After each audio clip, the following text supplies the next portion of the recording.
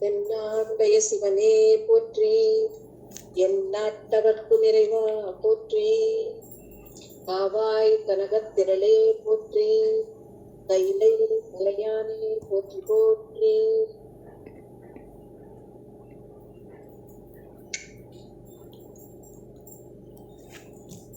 இமைப்பொழுதும் என் நெஞ்சில் நீங்கார் இறைவனின் தாழ்வழக்கு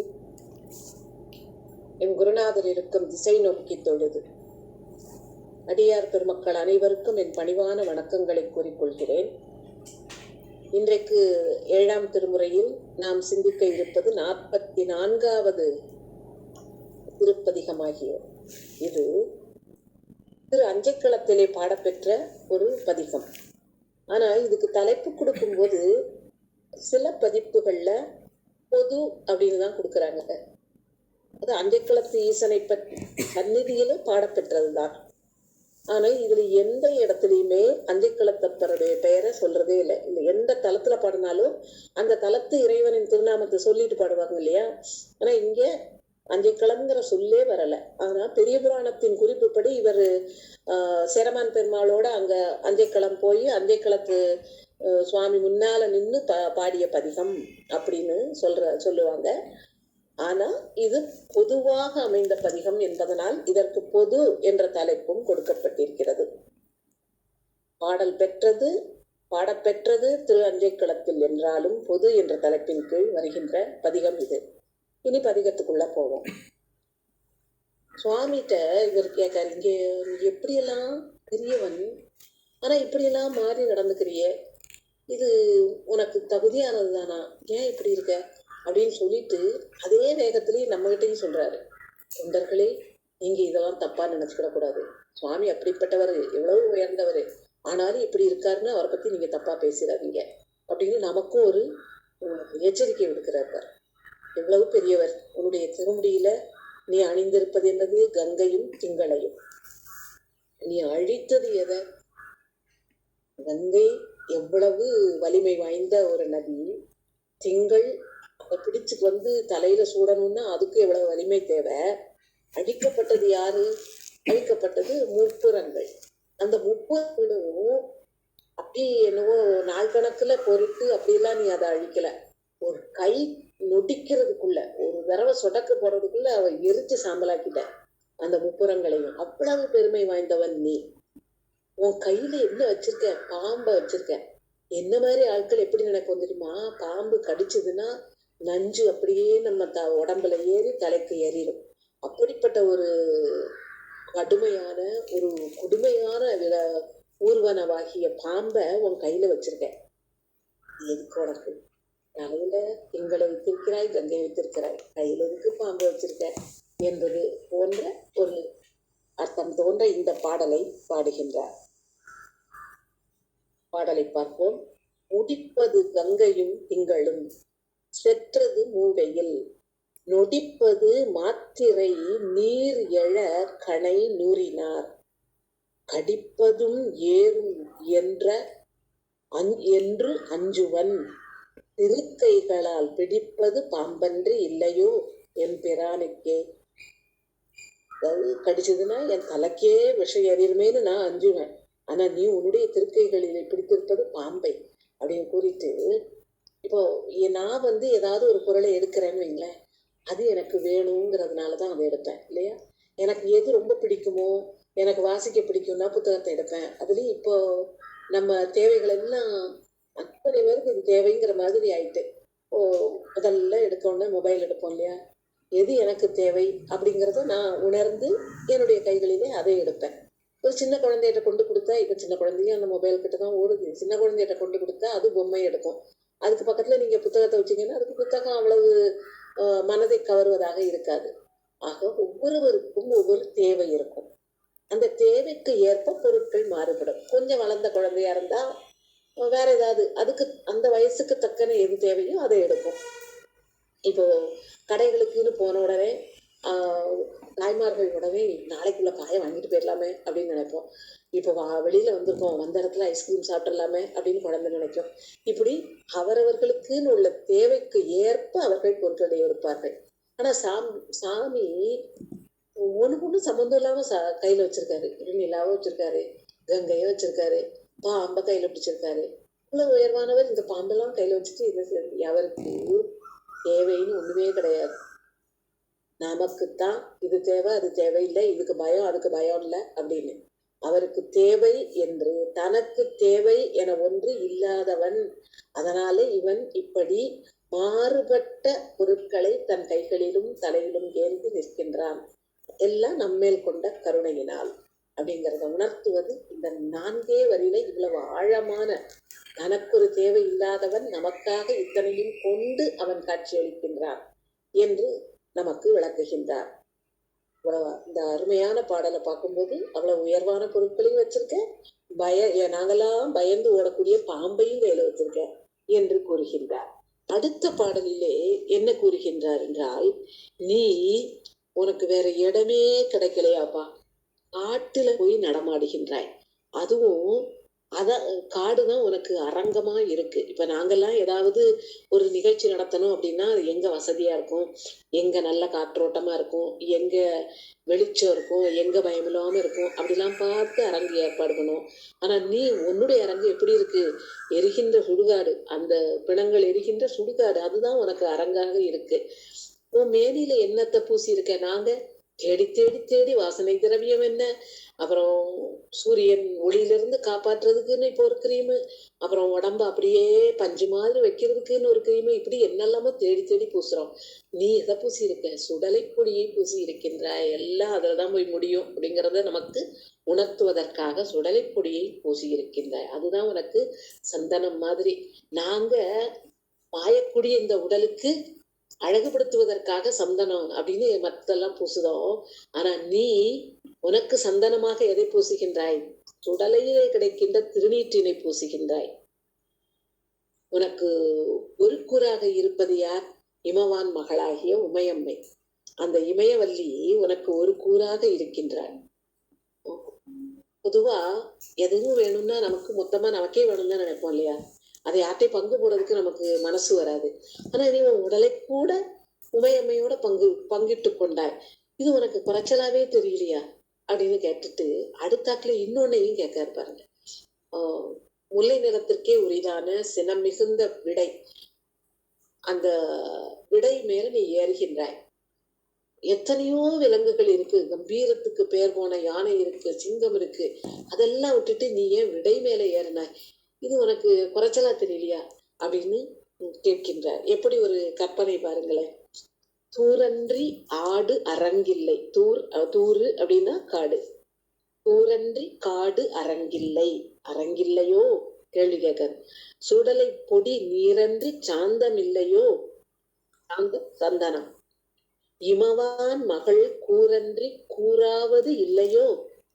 கொல்லை சில்லை வெள்ளேறு அன்றி ஏறுவது இல்லையோ எம்பிரானுக்கே? அதாவது தகுதி குறைவானதான் எடுத்திருக்கியே அப்படிங்கிற தொனிப்படி அவர் இந்த பாடலை அமைத்திருக்கின்றார். உன்னுடைய அரங்கம் யாருமே தேர்ந்தெடுக்காத ஒரு அரங்கம். நீ பூசி இருக்கின்ற சந்தனம் மாதிரி நீ பூசி இருக்கின்றதும் யாருமே தேர்ந்தெடுக்காத ஒன்று. இமவான் மகளை கூறாக கொண்டிருப்பது உன்னுடைய உடம்பிலே பங்காக கொடுக்கிறதுக்கு நீ ஏன் தயாரான? ஏன் எத்தனையோ கம்பீரமான விலங்குகள் இருக்கும் பொழுது ஒரு விடையை தேர்ந்தெடுத்தாய்? அதை விட்டா உனக்கு வேற இது கிடைக்கலையா அப்படிங்கிறபடி இந்த பாடலை அமைத்திருக்கின்றார். அடுத்து 3வது பாடலும் கொஞ்சம் வித்தியாசமான தொனியிலே தான் இருக்கின்றது. நமக்கு எல்லாருக்குமே தொண்டர்களுக்கு எல்லாம் தெரியும், ஒரு நல்ல நெறி அப்படின்னா அது பிற உயிர்களுக்கு தீவினை செய்யக்கூடாது அப்படிங்கிறது. இதுதானே நமக்கு. மற்றவங்களுக்கு நம்ம சுதந்திரம் எது வரைக்கும் அப்படின்னு இப்ப கூட நம்ம அதை பேசுறோம் இல்லையா? என்னுடைய கை அப்படியே வீசி வட்டம் அடிக்கிறதுக்கு எனக்கு எது வரைக்கும் சுதந்திரம்? அடுத்தவங்க மேல படாம இருக்க வரைக்கும். அது வரைக்கும் என் கையை நான் வீசிக்கலாம். ஆனா அடுத்தவங்க மேல பட்டுதுன்னா அது அவங்களோட சுதந்திரத்துல நான் தலையிடுறதா? அப்படி நிறைய நெறிகள்லாம் நமக்கு இருக்கு இல்லையா? உயிர்களுக்கு லேசா கை படக்கூடாதுன்னு கூட நம்ம நினைக்கிற நன்னெறிய பின்பற்றுகின்றோம் நானும். அப்படி இருக்கின்ற தொண்டர்கள் தொண்டர்கள்னா உலகத்துல எல்லாரையும் தான் சொல்லுகின்றார். அப்புறம் தடுமாற்றம் ஏற்படுகின்றது. என்ன தடுமாற்றம் ஏற்படுகின்றது நமக்கெல்லாம்? மன அலைவு அப்படின்னு உரையாசிரியர் கூறுகின்றார். என்ன அந்த தடுமாற்றம் இருக்குங்கிறத உணர்ந்தாலே பெருசு இல்லையா? உயர்வான சிந்தனையில இருப்பேன்.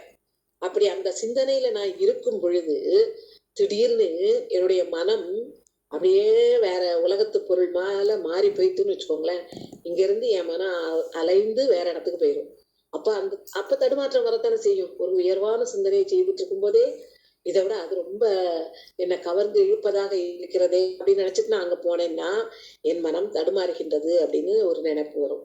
அந்த தடுமாற்றத்தையும் அதை விரட்டிடணும் அப்படிங்கிற எண்ணம் கொண்டிருக்கின்ற தொண்டர்கள், அவர்களுக்கு தெரிந்த நன்னெறி எது?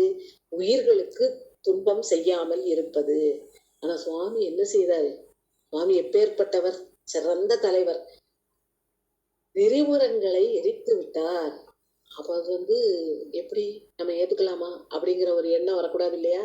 அது தவறு கிடையாது. அதான் உலகியல்ல நம்ம பார்த்தா உயிர்களுக்கு தொல்லை தருவது தவறு அப்படின்னு படிக்கிறோம்.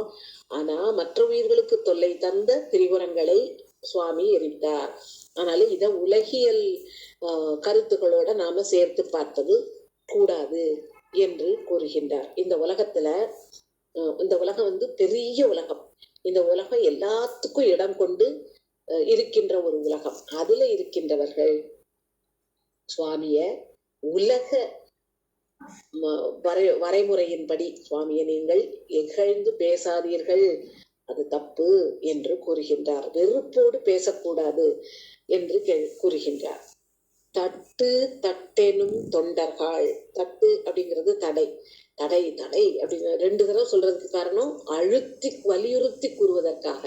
தடை தடைன்னு சொல்லுகின்ற தொண்டர்கள். தட்டு தட்டெனும் தொண்டர்கள் தடுமாற்றத்தை மன அலைவை ஒட்டு ஒட்டெனும் மாநிலத்து உயிர் கோரல் கொல்லுதல். கோரலை திட்டன் திரிபுரம் சுட்ட தேவர்கள் தேவனை. அவன் சாதாரணவன்ல, தேவர்கள் தேவன் சிட்டன் அவ்வளவு உயர்ந்தவன். வெட்டன பேசன்மின் தொண்டர்கள். வெட்டன வெறுத்து பேசாதீங்க. அவர் செய்ததுக்கான காரணம் நமக்கு புரியல. அவர் உயிர்களின் மேல் கொண்ட கருணையினால் அந்த மரக்கருணையை காட்டியிருக்கின்றார். எனவே காரணம் தெரியாம அவனை வெட்டன பேசாதீர்கள், தவறாக பேசாதீர்கள். இதுவும் நமக்கு ஒரு பாடம் இல்லையா? எதுவும் நமக்கு கஷ்டம் வந்ததுன்னா உடனே நம்ம ஏன் இப்படி எனக்கு மட்டும் இந்த கஷ்டம் வருது, மற்றவங்க கஷ்டம் நமக்கு தெரியாது, அதனால எனக்கு மட்டும் இந்த கஷ்டம் வருதுன்னு கேட்போம் இல்லையா? மற்ற நேரமெல்லாம் சாமியை நினைக்க மாட்டோம். இந்த கஷ்டங்கள் வந்ததுன்னா மட்டும் உடனே சாமி உனக்கு கண்ணு இருக்கா முக்கு இருக்கான்னு கேட்க ஆரம்பிச்சிடும். என்னை இந்த பாடுபடுத்துதியே அப்படின்னு. இதுலயும் ஒரு அடி முன்னால போய் நிறைய பேர் சொல்லுவாங்க, சிவனை கும்பிட்டாலே இப்படித்தான் சோதிச்சுக்கிட்டே இருப்பாரு அப்படின்னு. அது வேற.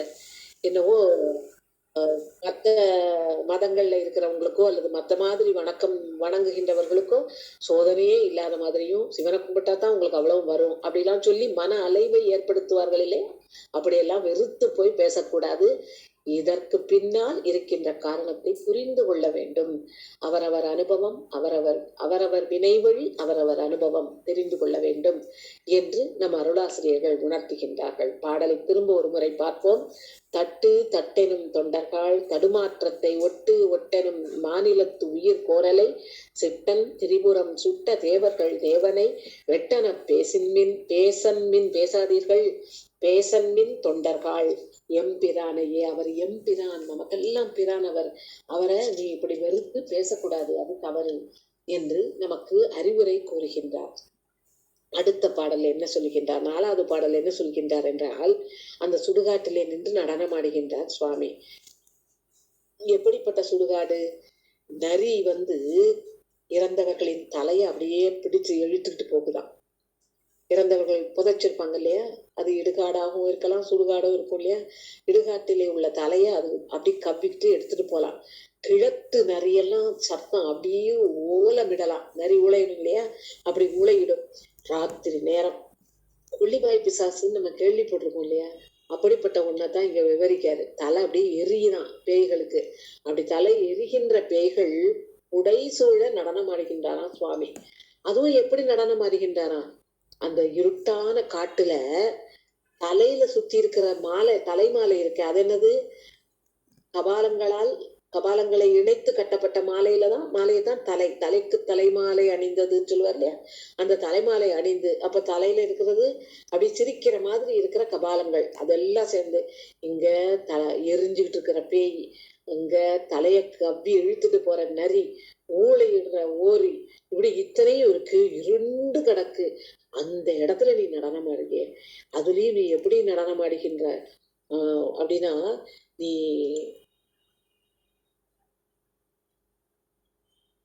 அவ்வளவு பேரும் அஞ்சுகின்ற வகையிலே நீ நடனம் ஆடுகின்றாய். ஆனா அது உன்னுடைய உண்மையான இயல்பு இல்லையே அப்படின்னு நமக்கு உணர்த்துகிறார். சுவாமி இப்படி எல்லாம் இருக்காரு அப்படின்னு நீங்க அஞ்சு வெளியில தள்ளி போயிடாதீங்க. அது அவனுடைய உண்மையான இயல்பு அன்று. அவன் இப்படி எளிவந்த பிரானாக, எளிமையே வடிவாக, நம்ம வேண்டான்னு ஒதுக்குறதெல்லாம் தனதாக்கி கொண்டு, நாம பயந்து நடுங்கி விலகி இருப்பதெல்லாம் தனதாக்கி கொண்டு, அதை தன் கட்டுக்குள் வைத்திருக்கின்ற இறைவன் நமக்காக இப்படி ஒரு தோற்றத்தை தருகின்றான்.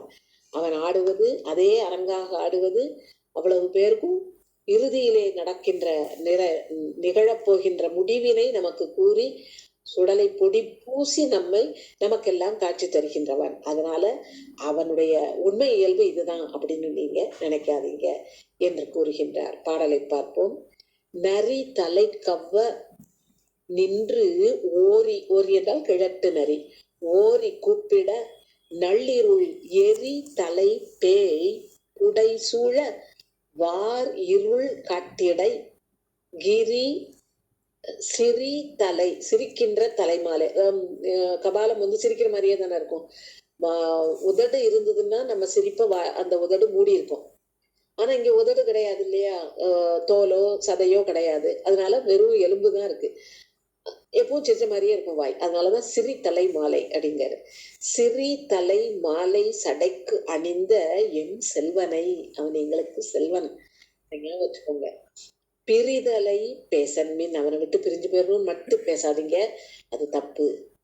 தொண்டர்காள் எம்பிரானையே, அது அவனுடைய இயல்பான நிலை இல்லை, அது நமக்கு உணர்த்துகின்ற உண்மைகள் பல அப்படின்னு சொல்லி அந்த இறைவனின் அந்த கோலத்தை நமக்கு அறிவுறுத்துகின்றார்.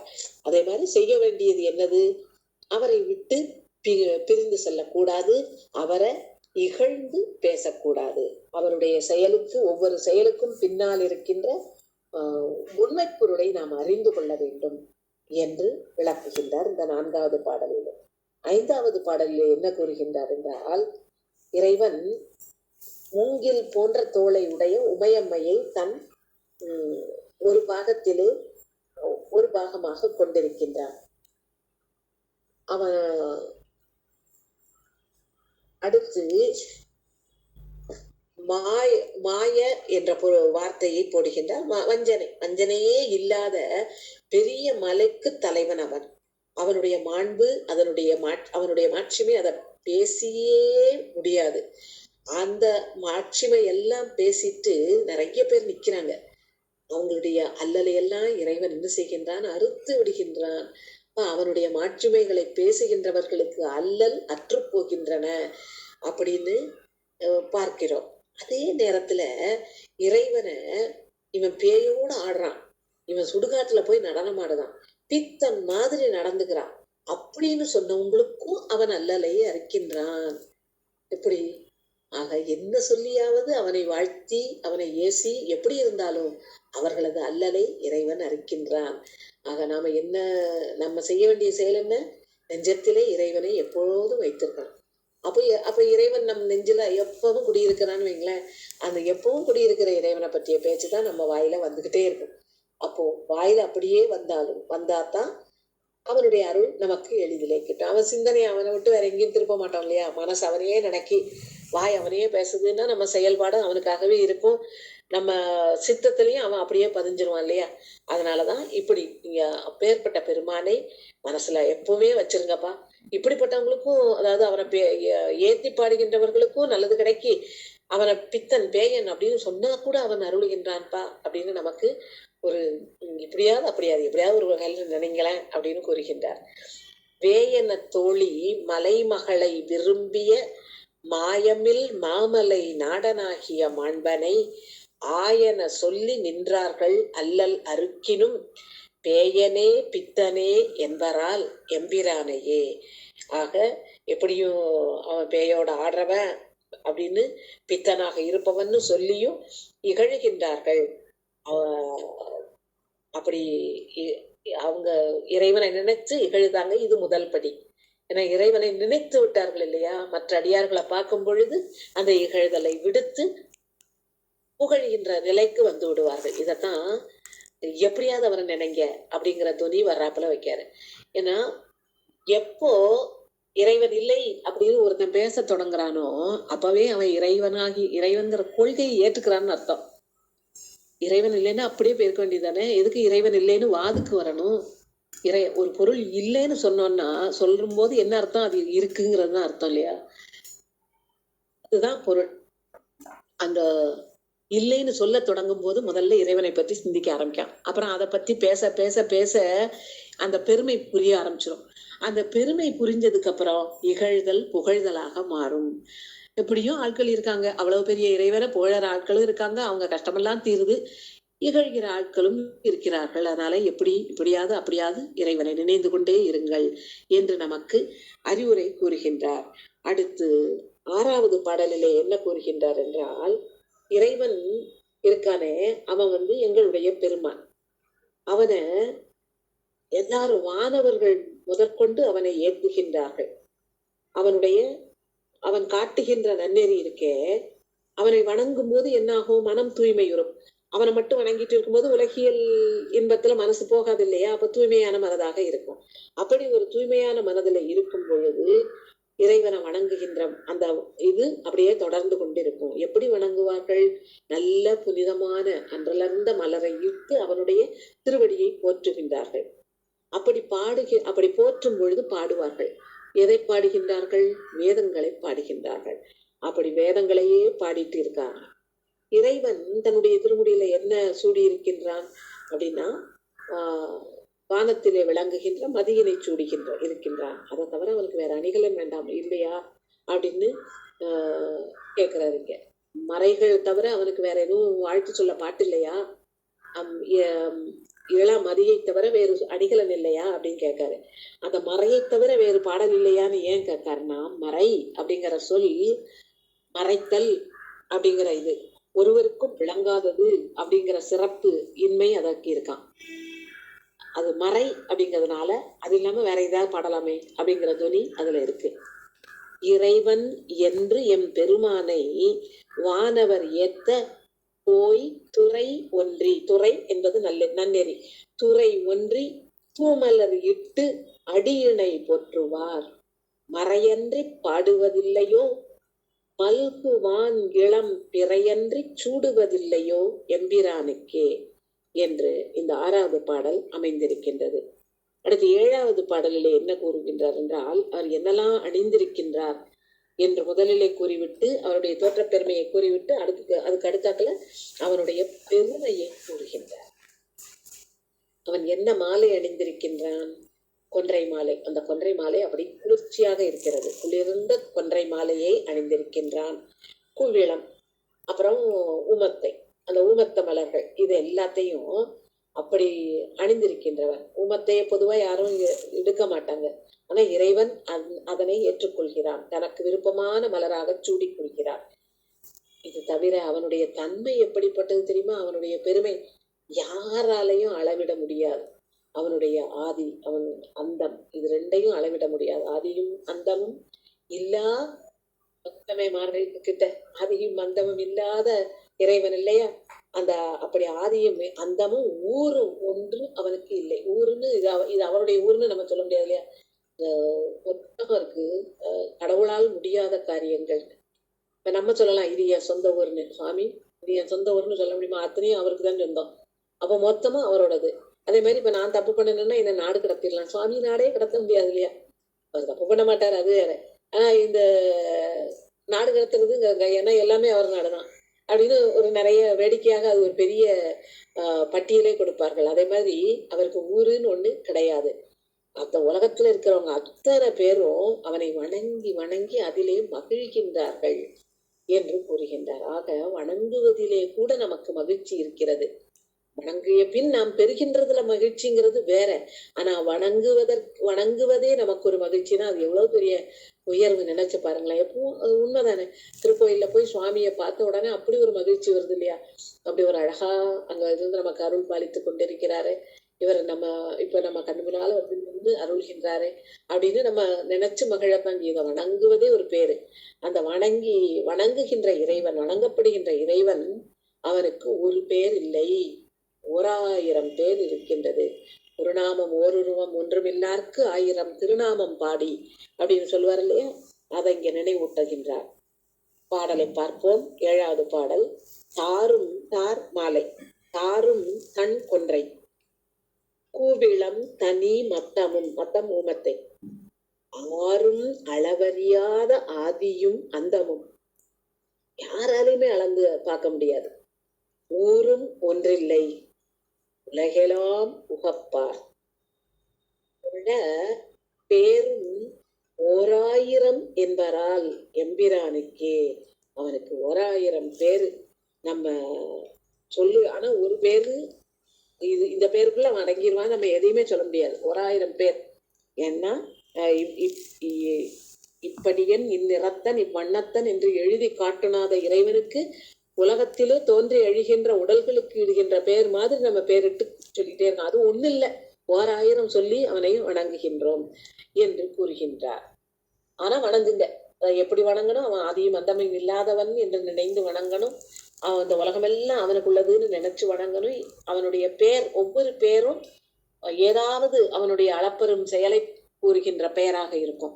அந்த பெயரை நினைச்ச உடனேயே ரிஷபாரூடர் என்ற அந்த திருப்பெயரை நினைச்ச உடனே ரிஷபத்தின் மேல் இருப்பது நினைவுக்கு வரும். சந்திரசேகரர் அப்படின்னு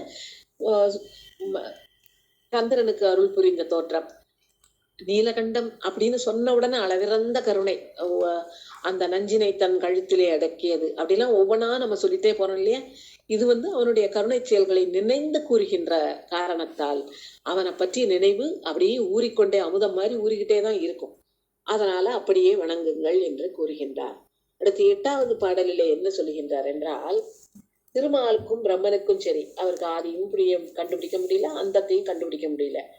அப்படிப்பட்ட பெருமையுடைய அவன் தான் கையில என்னத்தை வச்சிருக்கான்? கோடு கீற்றாக வரி இருக்கின்ற பாம்பு, அப்புறம் வன்னி மலர்கள், திங்கள், பிறைச்சந்திரன், ஊமத்தை மலர்கள், இது அவ்வளத்தையும் அவனுடைய குறிப்புன் சடையில அணிந்திருக்கின்றான். அப்படி இருப்பவன் அவன் புனிதன் என்று கூறுகின்றார். இயல்பாகவே மலங்களில் இருந்து நீங்கியவன். அவன் கைக்கு வேற எதுவுமே கிடைக்கலையாப்பா. உலகத்துல எத்தனை இருக்கு, அதை தூக்கி கையில வச்சிருக்கான்ல. ஆனா என்னத்தை கையில வச்சிருக்கான்? எரிகின்ற நெருப்பை கையிலே ஏந்திருக்கின்றான். 5 ஒன்றாகிய அழித்தலை கூறுகின்ற அளவிலே அது கையிலே நெருப்பை வைத்திருக்கின்றான். ஆனால் இவருக்கு கவலை, ஐயோ கையில நெருப்பு வச்சிருக்காரே சாமி அப்படின்னு கேட்கின்றார். அப்படி அது அவருக்கு வேற எதுவும் கிடைக்கலையாப்பா கையில வைக்கிறதுக்கு அப்படின்னு. அந்த உள்ளார்ந்த அந்த திரியம் தெரியுது இல்லையா? பாடலை பார்ப்போம். 8வது பாடல். அரியோடு பூமிசையானும், அரி திருமால், பூமிசையான் பிரம்மன். அரியோடு பூமிசையானும் ஆதியும் அருகிலர். ஆதியும் மட்டும் சொல்லியிருக்காரு, அந்தம். ஏன்னா ஒருத்தர் திருமுடியை பார்க்க போனார், இன்னொருத்தர் திரு அடியை பார்க்க போனார் இல்லையா? அதனால ஆதியும் அந்தமும் தேடி போனவங்க பார்க்க முடியல. ஒன்றை குறிப்பிட்டதால் அடுத்ததையும் நம்ம சேர்த்து எடுத்துக்கலாம். அரியோடு பூமிசையானும் ஆதியும் அருகிலர். வரி தரு பாம்பொடு வன்னி திங்களும் மத்தமும் புரி தரு புன்சடை வைத்த எம் புனிதற்கு இனி எரியன்றி அங்கைக்கு ஒன்றில்லையோ எம்பிரானுக்கே. கையில இவ்வளவு பெருமை வாய்ந்தவர். அவரை அடி முடியும் பார்க்கவே முடியாது, யாராலையும் கண்டுபிடிக்க முடியாத அளவுக்கு உயர்ந்து இருப்பவர். அவருடைய கையில ஏந்துறதுக்கு இந்த நெருப்பத்தக்கு தவிர வேற ஒண்ணு இல்லையா அப்படின்னு சொல்லிட்டு கேட்கிறாரு. இதுக்கு அவர்கிட்ட போய் என்ன கேட்க முடியும்? இவ்வளவு உயர்வானவர், ஏன் கையில் நெருப்பு வச்சிருக்கீரு? அதை வைக்க வேண்டாமே? எங்களுக்கு கிட்ட வர பயமா இருக்கு. கிட்டே போக முடியாது, எங்களுக்கு கிட்ட வர பயமா இருக்கு, நெருப்பு போய் ஏன் வச்சிருக்கீங்க அப்படின்னு கேட்கறது யார் போய் கேட்பா? அப்படிங்கிற மாதிரி இந்த பாடலை கூறுகின்றார். அரியொடு பூமிசையானும் ஆதியும் அருகிலார் வரிதரு பாம்பொடு வன்னி திங்களும் மத்தமும் குறிதரு புன்சடை வைத்த எம் புனிதற்கு இனி எரியன்றி அங்கைக்கு ஒன்று இல்லையே எம்பிரானுக்கே. அடுத்து 9வது பாடலிலே என்ன சொல்லுகின்றார் என்றால், சமணர்களை பற்றிய குறிப்பை கூறுகின்றார். இந்த அவர்கள் எப்படி இருக்கின்றார்களா, அவங்க மனசு கருப்பான மனது, அதாவது கீழான எண்ணங்கள் உடைய, கருப்பான எண்ணங்கள் உடைய மனது சமணர்களுக்கு. அவர்கள் உண்ணுகின்ற உணவு காடி என்று கூறுகின்றார், கஞ்சியை உண்ணுகின்றவர்கள், கழுமரம் மாதிரி நிற்கிறவர்கள். நம்ம எதற்கும் பலன் இல்லாமல் ஒரு பணியும் செய்யாம இருக்கிறவங்கள மரம் மாதிரி நிக்கிறியன்னு திட்டுவோம்ல, அதே மாதிரி இவர் கழுமரம் மாதிரி நிக்கிறாங்க. ஆனா என்ன செய்யறாங்க, சிவபெருமானை ஏசிக்கிட்டே இருக்காங்களாம். அந்த ஏச்சல்ல இவர் வாங்குறாராம். இது அவங்க பேசுறதெல்லாம் நீ கேட்கணுமப்பா, அதையே நீ கேட்கணும், அந்த தன்மை எதுக்கு உனக்கு அப்படின்னு கேட்காரு. நீ பெரிய இமயமலை, அந்த இமயமலைக்கு தலைவனாகிய இமவானுடைய மகள் இருக்காளே, அவளுக்கும் கருணை மிகுந்த மனது, பெரிய மனது என்கிறார், கருணை மிகுந்த மனது. அவ தடுமாறி போனா. எப்போ நீ பெரிய யானையுடைய உரியை போர்த்தல்ல, அப்ப அவ பயந்து போயிட்டா. இங்க சமணர்கள் உன்னை என்னெல்லாமோ பேசுறாங்க, ஆனா மிகவும் பெருமை வாய்ந்த இமவான் மகளுடைய மனதை பயப்படுத்துகின்ற அளவுல நீ யானையனுடைய உரியை போர்த்து கொண்டிருக்கின்றாய. இது உன்னுடைய தன்மை வித்தியாசமா இல்ல? அங்க அவங்க அவ்வளவு செய்து நீ அதை பத்தி கண்டுக்கவே இல்லை, இங்க இவ்வளவு உயர்வானவளை பயங்காட்டிட்டு இருக்கியே என்று கேட்கின்றார். கரிய மனச்சமன் காடி ஆடு கழுக்களால் எரிய வசவுடும் தன்மையோ இமவான் மகள் பெரிய மனம் தடுமாற வேண்டி எம்மான் மதக்கரியின் உரியல்லது இல்லையோ எம்பிரானுக்கே. உனக்கு போத்துறதுக்கு வேற போர்வையே கிடைக்கலையாப்பா, ஒரு மதக்கரியோட உரிய கொண்டு போத்திருக்கிய, இதை பார்த்து உமையம்மை பயந்து போயிட்டால அப்படின்னு ஒரு அப்படிப்பட்ட ஒரு பொருள் தோன்றுமாறு இந்த பாடலை பாடியிருக்கின்றார். அடுத்து 10வது பாடல் பதிக பலன் சொல்லுகின்ற பாடல். எந்த சுவாமியை பாடுறாரு, எந்த ஊருங்கிறத சொல்லல. காய்சின மால்விடை மாணிக்கத்து எம் கரைக்கண்டத்து ஈசனை. கரைக்கண்டம் நீலகண்டத்தை உடைய ஈசன், மாணிக்கம் மாதிரி ஒளி விடுகின்றவன். எது மேல ஏறி இருக்கின்றான், கோபம் கொண்டு வருகின்ற விடை மேல இருக்கின்றான். அந்த ஈசனை ஊரன் நம்பியாரூரன் 8 8 கூட்டல் 2 10 10 பாடல். 8 2 விரும்பிய ஆயின. இதை விரும்பி இந்த பாட்டை பாடியாச்சு. 8 2 10 பாட்டு பாடியிருக்கேன். ஆயின இந்த 10 பாட்டையும் சீர்பகை ஞானி அப்பன். சீர்பகை என்பது சிறப்பு மிகுந்த மனப்பகை, அவளுடைய ஞான அப்பன், ஞானி அப்பன் என்று கூறுகின்றார். அதாவது ஞானத்தந்தை. அந்த ஊனுக்கு தந்தை யாரு, இவர் அவ மனமுடித்து கொடுக்கணும்னு சொன்னதுக்கு அப்புறம் மகள்களாக ஏற்றுக்கொண்டார் இல்லையா, அதனால தன்னை ஞானத்தந்தை என்று கூறுகின்றார். அந்த ஞானத்தந்தை